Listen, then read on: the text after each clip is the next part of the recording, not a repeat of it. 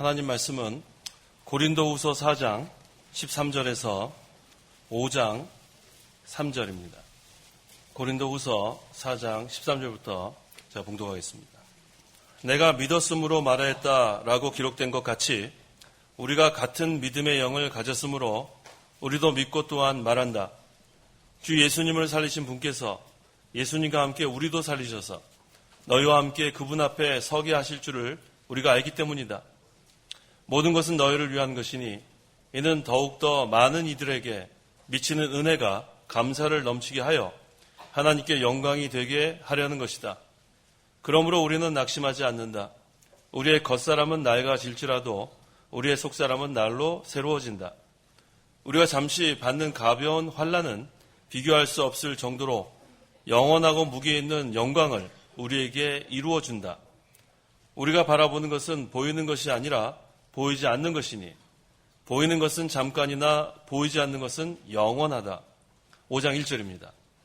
만일 땅 위에 있는 우리의 장막집이 무너지면 하나님께서 지으신 집, 곧 손으로 지은 것이 아닌 하늘에 있는 영원한 집이 우리에게 있다는 것을 알고 있다.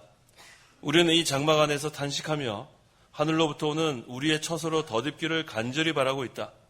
우리가 그것을 덧입음으로 벗은 자들로 드러나지 않을 것이다. 5장 3절까지 봉독했습니다. 5장 2절에 우리는 이 장막 안에서 탄식하며 하늘로부터 오는 우리의 처소로 덧입기를 간절히 바라고 있다라고 했습니다. 이 말씀을 근거로 해서 이 시간 증거의 말씀의 제목은 하늘의 처소로 덧입는 생활을 하라. 하늘의 처소로 덧입는 생활을 하라 라는 제목으로 말씀을 증거하겠습니다. 13절에 내가 믿었으므로 말하였다라고 기록된 것 같이 우리가 같은 믿음의 영을 가졌으므로 우리도 믿고 또한 말한다라고 했습니다. 자, 여기 기록된 것과 같이 한 걸 보니까 이건 인용된 말씀입니다. 시편 116편 10절 읽어보십시오. 시편 116편 10절. 10절. 내가 심한 고통을 당하고 있다. 고 말할 때에 나는 믿었다. 예, 이 다윗이 고백한 거예요. 내가 심한 고통을 당하고 있다고 말할 때 나는 믿었다. 자, 이게 다윗이 한 말을 지금 사도 바울이 인용했어요. 그래서 다윗이 큰 고난 가운데서 이 믿음의 영을 가졌으므로 이렇게 담대하게 고백할 수 있었어요. 심한 고통, 큰 고통, 그걸 당하는데도 나는 믿었다. 다윗에게 믿음의 영이 있었기 때문에 이렇게 고백할 수 있는 것처럼 지금 사도 바울도 믿음의 영을 가졌으므로 여러 가지 고난 가운데서 담대히 말한다. 뭐라고 말하냐면 믿음의 영을 가졌으므로 우리도 믿고 또한 말한다. 그러니까 오늘날 우리도 같습니다. 다윗이 갖고 있는 믿음의 영, 또 바울이 갖고 있는 믿음의 영, 우리 모든 성도가 다 믿음의 영을 가지고 있어요. 그래서 우리가 심한 고통을 당하는 가운데서도 우리는 믿는 거예요. 그 믿음은 하나님이 주신 선물입니다. 자기가 믿는 진리는 어떠한 역경 속에서도 담대히 전할 수 있어야 돼요. 항상 전할 수 있어야 합니다. 진리는 하나님께서 성취해 나가시는 거예요. 하나님의 약속입니다. 그래서 담대하게 우리가 이 믿음의 영이 있는 성도들은 다 전해야겠습니다. 그러니까 믿는 사람은 증거할 것이 많아요. 근데 믿지 않으면 증거할 게 없어요. 히브리서 11장 1절. 1절. 믿음은 바라는 것들의 실상이며 보이지 않는 것들의 증거이다. 이게 믿음의 결과입니다. 믿음은 바라는 것들의 실상. 우리가 바라는 거, 그 믿음으로 그게 실제가 되는 거예요. 실상. 그 다음에 보이지 않는 것들이 증거가 됩니다. 그래서 믿지 않는 사람은 증거도 없고 실상도 없고 아무것도 없어요. 믿지 않으니까. 하지만 믿음의 영을 가진 모든 성도들은 담대할 수 있는 게 믿음은 바라는 것들이 실제가 되는 거예요. 실상. 또 보지 못하는 것들이 증거가 됩니다. 그래서 하나님과 하나님의 말씀을 전적으로 신뢰하고 순종해 나가는 성도는 담대하게 나갈 수 있습니다. 그래서 바울이 수많은 핍박, 환난이 있었습니다. 하지만 거기서 거꾸러지지 않았어요. 왜? 믿음의 영이 있기 때문에 그래요. 믿음의 영. 하나님을 믿는, 또 진리를 믿는 그 믿음이 있었기 때문에 담대하게 나갈 수 있었습니다.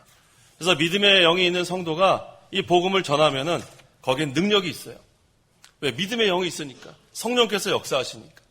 그래서 캄캄한 심령에 있는 그런 자에게 이 복음을 전해서 그 사람이 심령이 환하게 이렇게 변화될 수 있는 것. 그건 성령의 역사입니다. 14절 읽어보십시오. 14절 주 예수님을 살리신 분께서 예수님과 함께 우리도 살리셔서 너희와 함께 그분 앞에 서게 하실 줄을 우리가 알기 때문이다. 예, 이걸 믿어야 돼요. 예수님을 살리신 분은 하나님이죠. 하나님께서 예수님과 함께 우리도 살리신다는 거예요. 부활의 소망.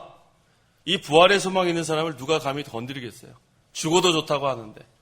이 세상에서 죽인다는 것처럼 무서운 게 어디 있어요? 너 죽인다? 그러면 다 무서워하죠. 근데 우리는 죽여라? 그럼 죽인다는 사람이 무섭죠. 죽여라 그러는데 뭐 실제로 죽이지도 못해요. 죽인다고 아무리 그래도 생사화복을 주관하시는 분은 하나님이에요. 그래서 우리는 목에 칼이 들어와도 진리 배반하지 않고 나가면 돼요.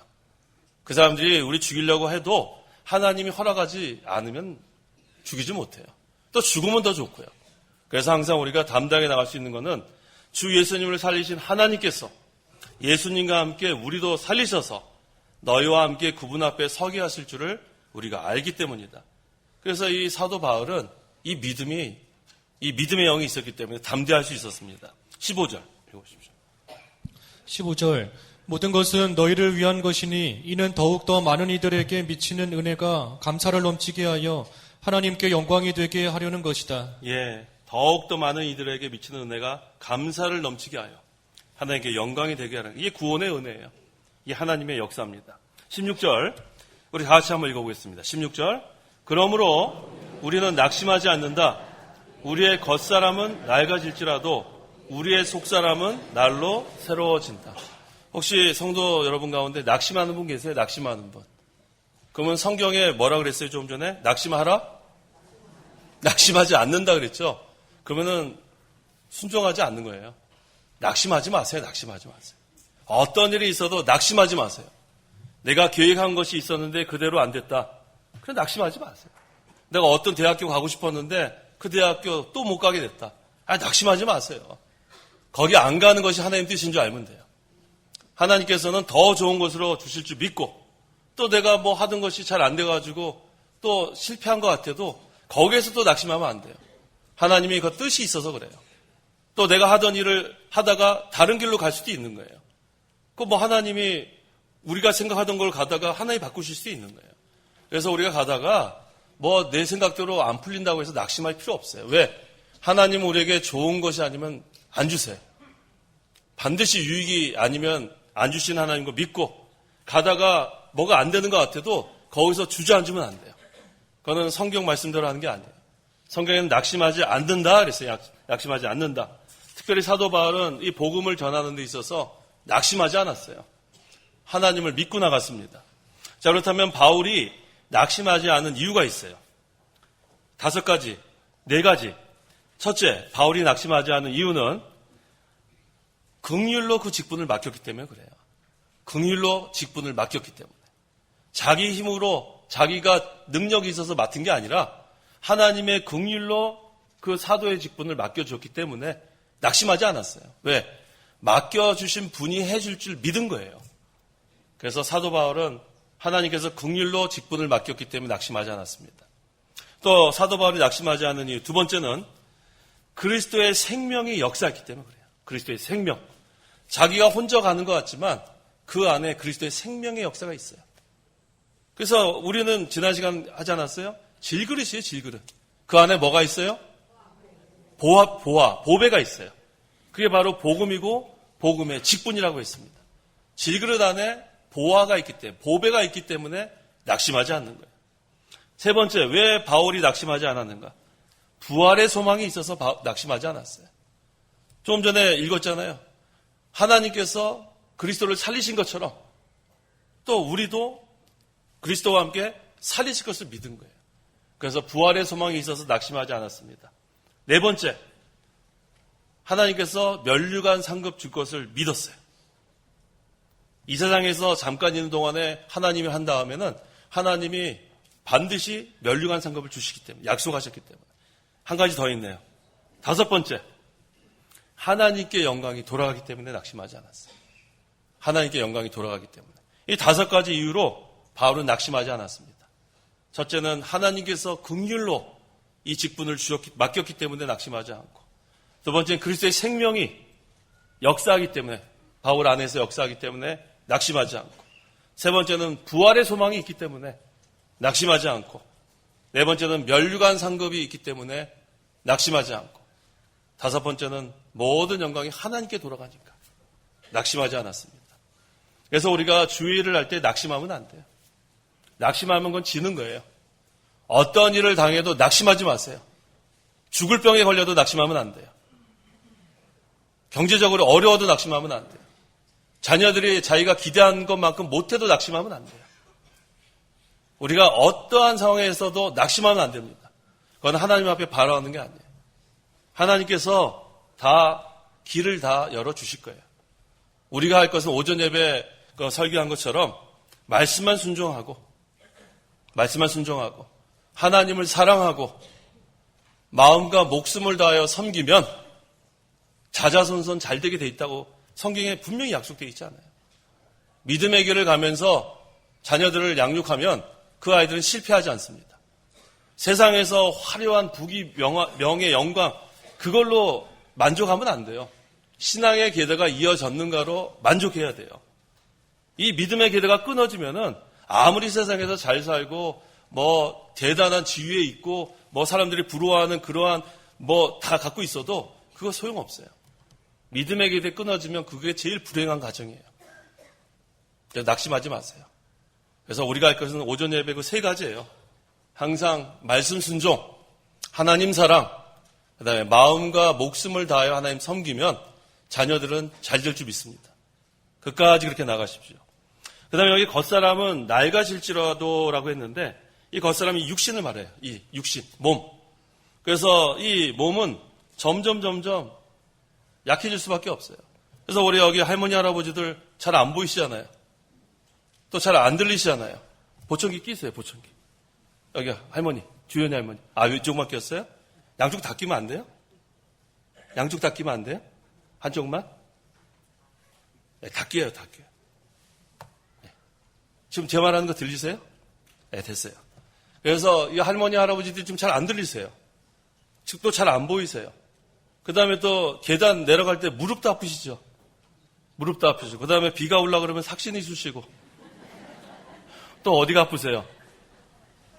허리가 또 아프세요? 예, 허리가 또 아프세요. 예, 병원에 가세요, 병원에. 자, 너무나 아픈 데가 많아요. 이게 바로 겉사람입니다. 이거는 자연 법칙이에요, 자연 법칙. 그래서 아무리 이거 안 늙으려고 해도 속이 다 망가져요. 그래서 제가 미국에 있을 때 어떤 그 할머니 한 분이 계세요.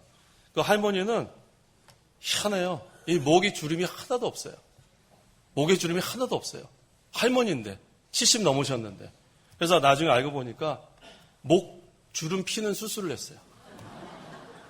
그래가지고 여기를 이렇게 도려내가지고 쭉 이렇게 갖고 이 할머니는 웃는 걸 못 봤어요. 항상 이러고 있어요. 이게 안 움직여져가지고.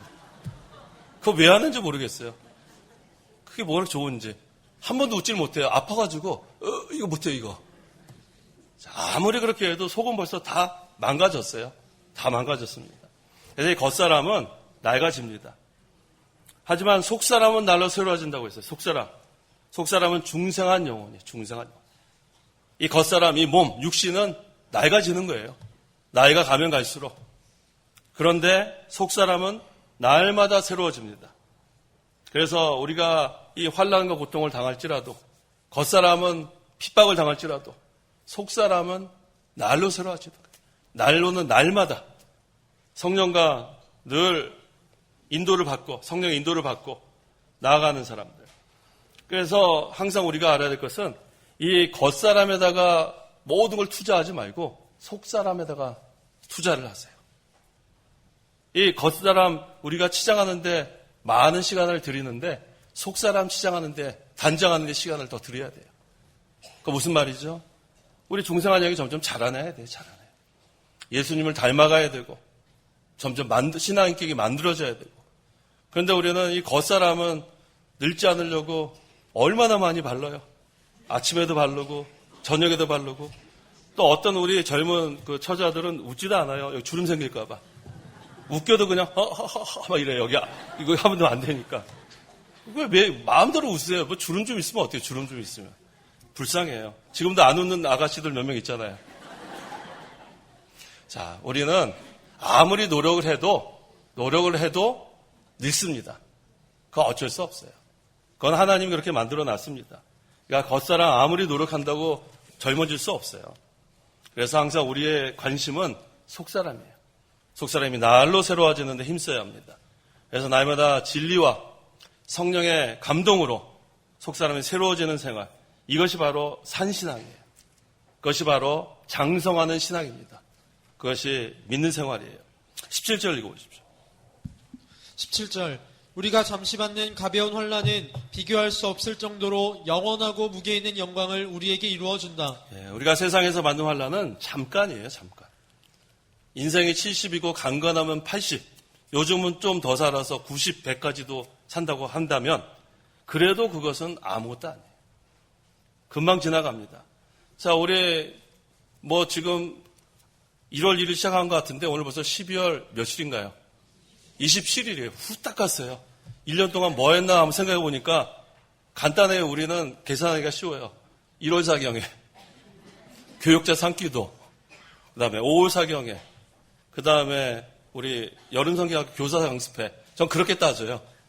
그 다음에 7월 우리 중고청 연합수련회, 8월 사경에, 그 다음에 교육자 수양회, 그런 다음에 오늘이에요. 뭐 금방 가요. 그 다음에 내년에 이제 눈 한번 깜빡하면 또 내년 2016년 12월 달 설교하고 있을지 몰라요. 이게 우리의 인생입니다. 그냥 훅 가는 거예요. 그런데 우리가 그 시간 아까운 줄 모르고 그저 이것이 항상 있는 줄 알고 그저 게으르게 살 때가 많습니다. 정신 바짝 차리지 않으면은 금방. 그래서 우리 어떤 그 사람이 만들었는지 모르겠지만 그 나의 속도대로 간다 그러잖아요.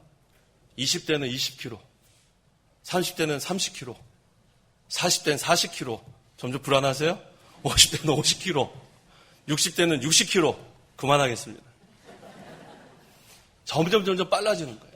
그런데 우리 믿는 사람은 불안할 거 없어요. 왜? 우리의 본향 가는 날이 점점 가까워지는 거예요. 그걸로 기뻐하시면 돼요. 얼마나 좋아요. 그래서 우리가 살아도 좋고 또 죽으면 하늘나라 가니까 좋고 그래서 우리는 그렇게 살면 됩니다. 그래서 여기 우리가 잠시 받는 가벼운 환난은 비교할 수 없을 정도로 영원하고 무게 있는 영광을 우리에게 이루어진다. 이 세상에서 얼마나 주를 위해서 우리가 수고했는가, 주를 위해서 충성했는가, 하늘나라 가서 누릴 영광은 그거보다 훨씬 무게 있고 영원하다고 했습니다. 비교할 수 없다고 했어요. 그래서 예수님을 위해서 이 세상 사는 동안에 많은 환난 당하는 사람, 많은 고난 당하는 사람, 하늘나라 가면 그 영광이 크다고 했습니다. 그래서 겉사람 낡아지는 것 때문에 낙심하면 안 돼요. 뭐가 새로워지는 것으로 즐거워해요? 속사람이 새로워지는 것으로 즐거워하십시오. 18절 우리가 바라보는 것은 보이는 것이 아니라 보이지 않는 것이니 보이는 것은 잠깐이나 보이지 않는 것은 영원하다. 이 보이는 것은 이 세상이에요. 이 세상. 이 육에 속한 것들은 다 보이는 겁니다.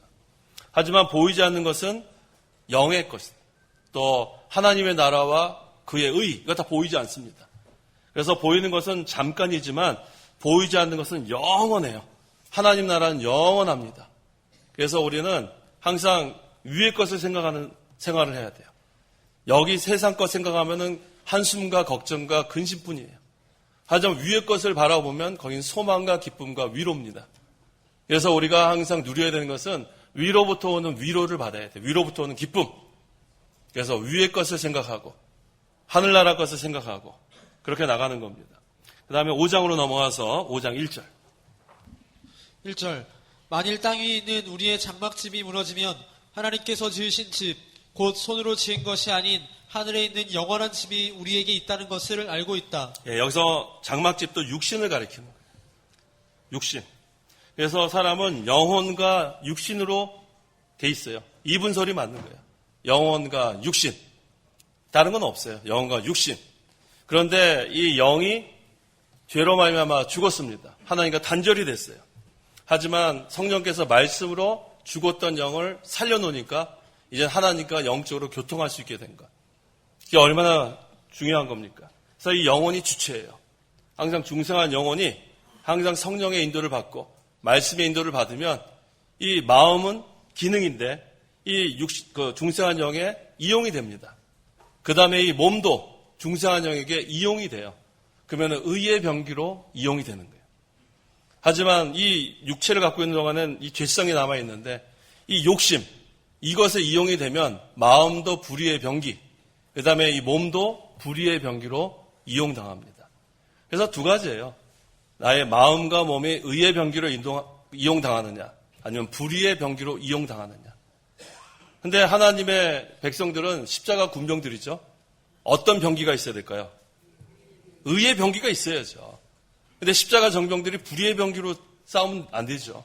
그래서 항상 십자가 군병들은 의의 병기, 그래서 몸과 마음이 항상 성령의 인도, 중생한 영의 인도를 받아서 의의 병기로 우리가 다 이용당해야 되겠습니다. 그 다음에 여기 육신을 장막집이라고 한 것은 왜 장막집이라 했냐면 우리 그 장막은 그 텐트를 말하는 거예요. 텐트는 거둘 때가 있죠. 자, 혹시 텐트에 사신 분 안 계세요? 안 계시죠? 건물에 살죠. 대부분 전부 다 건물에 사실 거예요. 근데 제가 오전에 설교한 것처럼 우리 미국에 보면은 노숙자들은 텐트에 살아요. 근데 그 텐트는 그냥 텐트가 아니라 아까 말씀드렸죠. 골판지. 그냥 이렇게 나무 박스 같은 거 골판지에다가 그다음에 위에는 아주 허접하게 뭔지 모르겠어요. 이렇게 무슨 막대기 같은 건데 이 사람들이 참 잘 지어놨어요. 그 다음에 그 가리는 것은 담요. 그렇게 삽니다. 그런데 거기 이제 그 철거반이 있어요. 거기 LA 다운타운에 가면 거기가 높은 건물도 있고 그런데 거기가 귀퉁이에 그런 거 얼마나 지저분합니까? 철거반이 오면 어떻게 돼요? 그거 다 철거버려요. 그럼 다가 없어지는 거예요. 이와 같은 거예요. 이 장막, 이 텐트는 무너질 날이 오는 거예요. 근데 이 장막을 위해서 모든 것을 다 올인하는 사람들, 어리석은 사람들이에요. 다 어차피 무너질 건데 거기다 모든 것을 쏟아붓는 사람이 있어요. 모든 것을. 그건 어리석은 자입니다. 그래서 이 베드로도 이것을 장막이라고 했어요. 장막. 베드로 후서 1장 14절. 죽음이 임박했을 때 장막을 벗을 날이 왔다고 했습니다. 베드로 후서 1장 14절. 14절. 이는 우리 주 예수 그리스도께서 내게 보여주신 것 같이 내가 내 장막을 떠날 때가 임박한 것을 알기 때문이다. 내가 내 장막을 떠날 때가 임박했다고 했어요. 이거 뭐예요? 죽음이 갖고 왔다는 거예요. 그래서 우리가 이 세상 이 장막 집 갖고 살다가 시간이 가면 갈수록 어떻게 돼요? 처음엔 튼튼한데 그 다음엔 막 쓰러질 것 같아요. 그 다음에 바람 얼마나 그동안 많이 불고 비바람 그 다음에 어떻게 돼요? 막 찢어지는 부분도 있고 그렇죠? 그게 바로 우리의 육신인 줄 아셔야 돼요. 이게 영원한 게 아닙니다. 그래서 이 육신의 장막을 벗어버리면 그 다음에 영원한 본향인 하늘나라가 예비되어 있어요. 그래서 우리 히브리서 11장 16절에도 그 아브라함과 사라가 더 좋은 곳, 본향을 사모했다고 했습니다. 그래서 우리는 본향을 사모해야 돼요. 본향. 근데 왜 하늘나라가 본향이죠? 왜 하늘나라가 우리의 본향이에요? 하나님 아버지가 계시기 때문에 본향이에요. 하나님 아버지가 계시기 때문에. 아버지가 계신 곳이 본향이에요. 그렇게 아시면 돼요. 하늘나라에 누가 계세요? 하나님 아버지가 계세요. 우리를 기다리고 계세요. 그래서 우리는 본향으로 돌아가야 돼요. 빨리 가고 싶으세요? 왜 네 그러세요? 기다리세요. 하나님 오라 할 때 가셔야지 왜 빨리 가고 싶으세요? 아니에요. 빨리 갈 그런 얘기 하지 마세요. 하나님 오라 그럴 때 가야지 뭘 빨리 가고 싶은 게 어디 있어요. 하나님 정한 때까지 주일하다가 오라 할 때 가는 거예요. 그래서 우리 본향은 하나님 아버지가 우리를 기다리고 계세요. 그래서 이 장막집 다 무너지면 영혼과 육체가 분리가 돼요. 그럼 영혼은 하나님께 가는 거예요. 그렇게 우리가 평생 사모하고 그 하나님 품에 안겨가지고 영원한 안식을 누리는 우리 그날이 우리는 예비되어 있어요. 얼마나 좋은지 몰라요. 빨리 가고 싶어도 기다리세요. 하나님 오라 할 때까지. 그 본향은 하나님 아버지가 계시기 때문에 본향입니다. 우리가 돌아갈 때가 다 있어요. 올 때는 순서가 있지만 갈 때는 순서가 없어요. 지금 연세분 드신 분들이 먼저 가실 것 같지만 젊은 사람이 먼저 갈 수도 있는 걸 우리가 알아야 돼요. 젊은 사람들. 아예 할머니 할아버지들 가신 다음에 나는 가겠지가 아니에요. 하나님 오라 하면 가는 거예요. 그걸 우리는 믿습니다. 그래서 믿으면 즉시 영원한 하늘나라라는 걸 우리가 믿는 거예요. 그래서 죽음이 두렵지 않아요. 뭐가 두려워요? 하나님 아버지가 우리 기다리고 계신데. 그래서 우리 장례식 가서도 우리는 슬퍼하지 않는 이유가 그거예요. 벌써 하나님 품에 안겨가지고 영원한 위로, 영원한 안식을 누리는데, 하지만 육신적으로 생각할 땐 너무나 보고 싶은 어머니, 아버지, 그렇죠? 얼마나 보고 싶어요. 자식이 먼저 세상 떠나면 또 자식 얼마나 보고 싶어요. 육신적으로 생각할 땐 너무 슬프지만 우리가 이 하나님 말씀으로 위로를 받아야 돼요. 영원한 하나님 품에 안겨서 안식을 누리는 것으로 위로를 받으시기 바랍니다. 2절 읽어보십시오. 2절 우리는 이 장막 안에서 탄식하며 하늘로부터 오는 우리의 초소로 덧입기를 간절히 바라고 있다. 근데 이 바울이 이 장막 안에서 탄식한다고 했어요. 이 육신을 지금 가지고 지금 살면서 왜 탄식하는가? 그 이유는 첫째, 자기 속에 부패성이 있어서 그래. 죄성. 지금 하나님 말씀대로 좀 살고 싶은데 이 육체를 갖고 있는 동안에는 이 육신의 부패성이 남아있어요. 이건 죽기 전에는 안 없어집니다. 이 죄성. 이것 때문에 자꾸 죄를 져요. 결심을 해도 안 되고 그래서 뭐라 그랬어요? 이 장막 안에서 뭐 했어요? 탄식했어요. 오호라 나는 곤고한 자로다. 오호라 나는 곤고한 자로다. 탄식을 합니다. 두 번째, 왜 사도 바울이 이렇게 그 장막 안에서 탄식하는가? 연약성 때문에 연약성. 우린 전부 다 연약한 사람들이에요. 강한 것 같지만 연약합니다. 남자가 강해요? 여자가 강해요? 남자가 약해요. 남자가 강한 것 같지만 남자도 울컥할 때가 있고 그래요. 다 약해요. 남자도 약하고 여자도 약하고. 그래서 우리가 다 연약한 줄 알아야 돼요. 그 다음에 세 번째, 하늘로부터 오는 처소를 덧입는 것이 오늘 제목이잖아요. 근데 하늘로부터 오는 처소를 덧입지 못해서 탄식하는 거예요. 하늘로부터 오는 처소를 덧입어야 되는데 그걸 하지 못해서 세 가지 이유 때문에 탄식합니다. 첫째는 자기의 부패성, 죄성 때문에. 두 번째는 자기의 연약성 때문에. 세 번째는 하늘로부터 오는 처소를 덧입지 못하기 때문에 그렇습니다. 그래서 여기 바울이 하반절에 뭐라고 했어요? 2절 하반절에 하늘로부터 오는 우리의 처소로 덧입기를 간절히 바라고 있다. 이걸 못하기 때문에 지금 탄식하는 거예요. 그래서 우리가 하늘의 처소를 덧입어야 합니다. 그러면 덧입는 것이 어떻게 하는가? 이거 무슨 말인지 모르겠어요. 하늘의 처소를 덧입는다. 그것은 바로 하나님 나라가 임하기를 사모하는 거예요. 첫째. 하늘의 처소 덧입는 거. 오늘 제목이잖아요. 덧입는 생활은 첫째, 하나님 나라가 임하기를 사모하는 거예요. 우리 주기도문 할 때마다 사모하세요? 주기도문 해보세요. 하늘에 계신 우리 아버지요. 그 다음에요. 나라의 임하옵시며. 이거 우리가 늘 하잖아요. 그러니까 생각 없이 하지 말고 하나님 나라가 임하기를 사모하는 마음. 이게 바로 하늘의 처소를 덧입는 거예요. 두 번째는 예수님으로 옷 입는 생활. 우리 로마서 13장 14절에 그랬죠? 오직 주 예수 그리스도로 옷 입고. 옷 입는 것도 무슨 말인지 모르겠죠? 그리스도 닮아가라는 거예요. 그리스도 닮아가는 거. 하늘의 처소를 덧입는 것은 첫째는 하나님 나라가 임하기를 사모하는 것. 두 번째는 그리스도 닮아가는 거예요. 옷 입는 거. 세 번째는 빛의 갑옷을 입는 거예요. 한번 읽어보세요. 로마서 13장 12절. 빛의 갑옷을 입는 것. 로마서 13장 12절. 12절 밤이 깊었고 낮이 가까이 왔으니 그러므로 우리가 어둠의 행위를 벗어버리고 빛의 갑옷을 입자. 그렇죠. 어둠의 행위를 벗어버리고 빛의 갑옷을 입자. 왜? 이 장막에는 육신에게는 육체의 부패성이 있기 때문에 그걸 벗어버려야 돼요. 그걸 벗어버리고 빛의 갑옷을 입어야 돼요. 그렇지 않으면 날마다 죄만 짓습니다. 그래서 이 어둠의 행위 벗어버리고 그 다음에 빛의 갑옷을 입자. 네 번째는 신의 성품에 참여하는 거예요. 신의 성품. 그 베드로후서 1장 4절. 4절 이로써 보배롭고 지극히 큰 약속들을 우리에게 주셨으니 이는 너희가 이것들로 말미암아 세상에서 정욕으로 인하여 썩어질 것을 피하여 신의 성품에 참여하는 자들이 되게 하시려는 것이다. 썩어질 것을 피하고 신의 성품에 참여하는 것. 하나님의 형상 닮아가는 것. 그 다음에 5번째는 새 사람을 입어나가는 거예요. 옛사람은 버리고 새 사람을 입어나가는 것이 하늘에 쳐서 덧입는 겁니다. 에베소 4장 24절에 하나님을 따라 진리의 의와 거룩함으로 지으심을 받은 새 사람을 입어라. 그래서 오늘 제목이 하늘의 처소를 덧입는 생활을 하라. 이 5가지 하라는 거예요. 5가지. 첫째가 뭐예요? 하나님 나라가 임하기를 사모하는 거예요. 두 번째가 뭐예요? 예수님으로 옷 입는 거. 다른 말로 하면 예수님 닮아가라는 거예요. 세 번째는 빛의 갑옷을 입어야 돼요.